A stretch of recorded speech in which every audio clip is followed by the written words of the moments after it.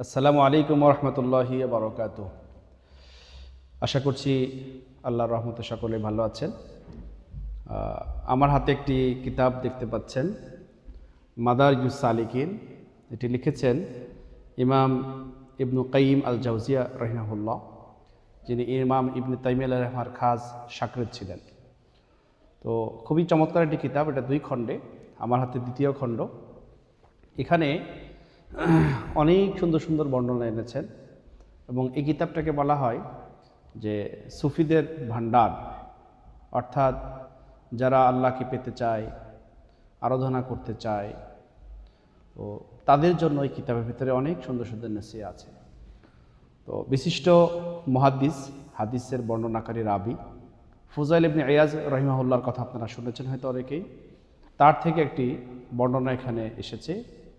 তিনি বলছেন যে আলামাতু শাকাতি খামসাতু আশিয়া, অর্থাৎ আমরা যে বলি যে লোকটি খুব ভাগ্যবান, আবার বলি যে লোকটি দুর্ভাগা।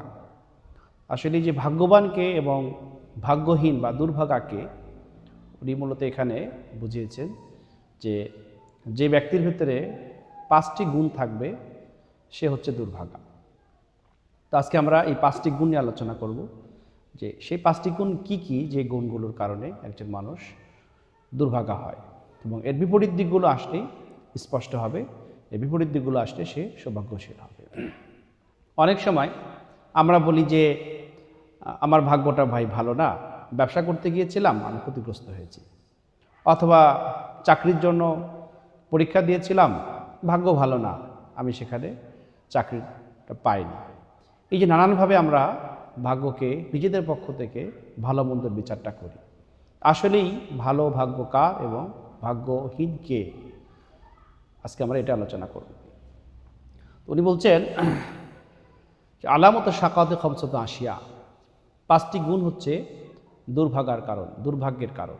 একটি হচ্ছে জুমুদুন আইন, চোখ জমে যাওয়া, অর্থাৎ চোখে পানি না আসা, আল্লাহর ভয়ে কাঁদতে না পারা। আজকের পৃথিবীতে আমার কাছে মনে হয় সব থেকে বড় শূন্যতা হচ্ছে আমাদের মুসলিম সমাজের চোখ থেকে আল্লাহর ভয়ে অশ্রু বিগলিত হয় না, অশ্রু ঝরে পড়ে না।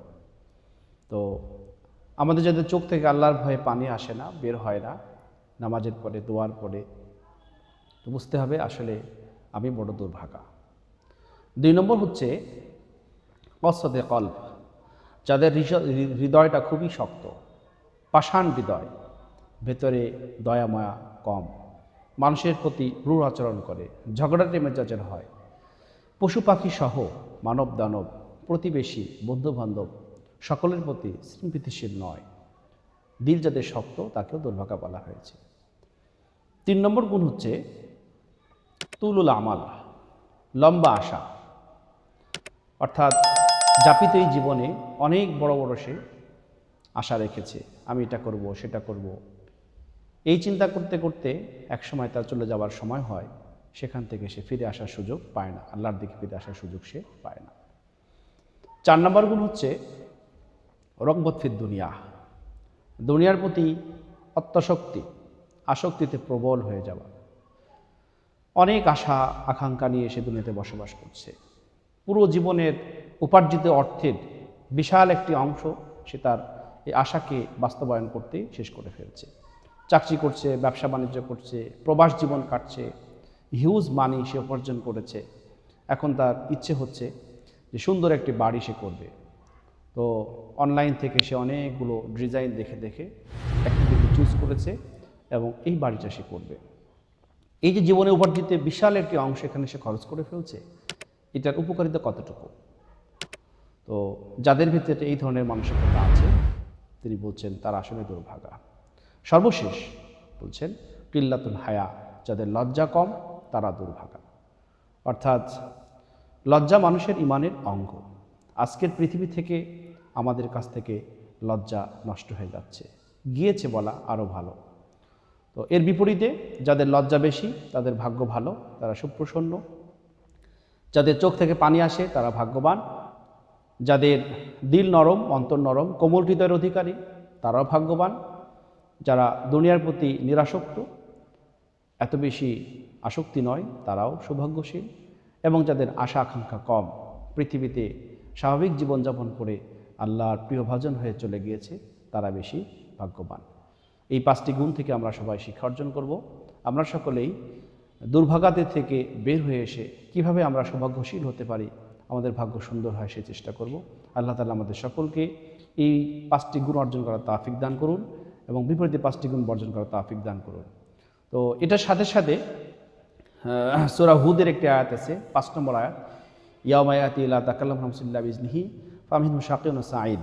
এই আয়াতের তাফসিরে জালালাইনের ভিতরে, যেটা ইসলামী কুতুবখানা থেকে ছেপে এসেছে, এর হাসিয়ার ভিতরে দেখবেন, ঠিক হাসিয়ার ভিতরে আবার এই কথাটাই নোট করেছেন যে তাফসিরে বুস্তানের বারাত দিয়ে যে সৌভাগ্যদের 5টা গুণ, এর বিপরীতে যারা দুর্ভাগা তাদেরও এই 5টা গুণই বলা হয়েছে। তো আমরা মাদারিজুস সালিকিন এখান থেকেও এটা পেয়েছি, এবং তাফসিরে জালালাইন যারা পড়ছেন বা যারা পড়াচ্ছেন অথবা যারা আমরা পড়ি তারাও খেয়াল করে দেখবেন হাসিয়ার ভিতরে এই কথাটা সুন্দর করে দেওয়া আছে।